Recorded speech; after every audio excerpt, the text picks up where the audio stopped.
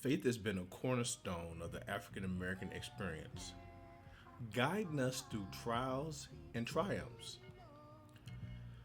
But as we reflect on our beliefs, one question arises: do they align with the God of the Bible?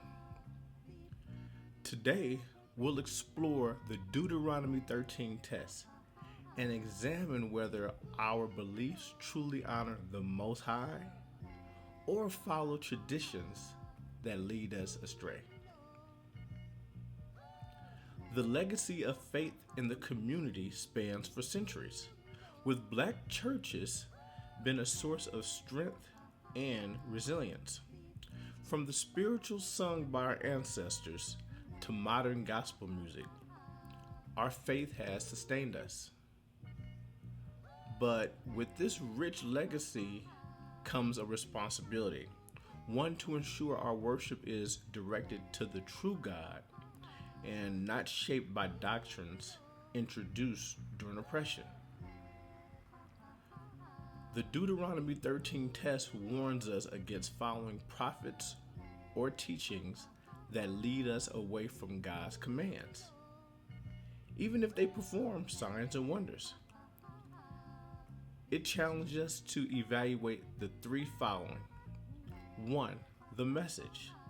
Does it promote loyalty to the Most High or introduce foreign ideas? 2. The signs. Are miracles used to justify teachings that contradict Scripture? And 3. Theology. Does it align with God revealed in His Word? Deuteronomy 13:4 says, "It is the Lord your God you must follow, and Him you must revere." Many African Americans have been taught to believe in the Trinity, a doctrine describing God as three persons in one. But is this consistent with Scripture? The Bible repeatedly emphasizes that God is one in Deuteronomy 6:4. The Trinity concept was introduced centuries after Jesus by councils introduced by Roman traditions. We must ask ourselves, are we worshiping the God of Abraham, the God of Isaac, and the God of Jacob?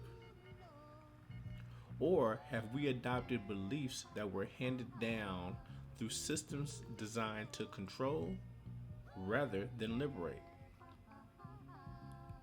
In today's world, false teachings are everywhere, on TV, online, even some pulpits. To apply the Deuteronomy 13 test, we must examine their message.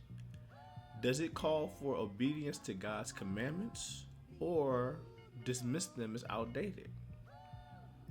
We must evaluate their theology.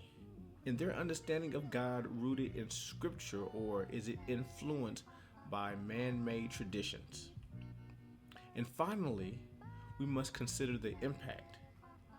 Do they lead you closer to God or into confusion? The Most High is calling His people to return to Him, not through tradition, but through truth. As we reflect on our faith, let's ask ourselves, are we following doctrines that align with Scripture or inherited beliefs that need re-examination? Do we worship a God who liberates or one shaped by systems of control? Are we willing to love God with all our heart and soul, even when it challenges what we've been taught? The Deuteronomy test is more than a warning. It's an invitation to know the true God for ourselves. Let's seek Him with all our hearts and ensure our beliefs honor Him fully. I want to thank you all for watching. Please do me a favor. Please like, share, and subscribe. Thank you.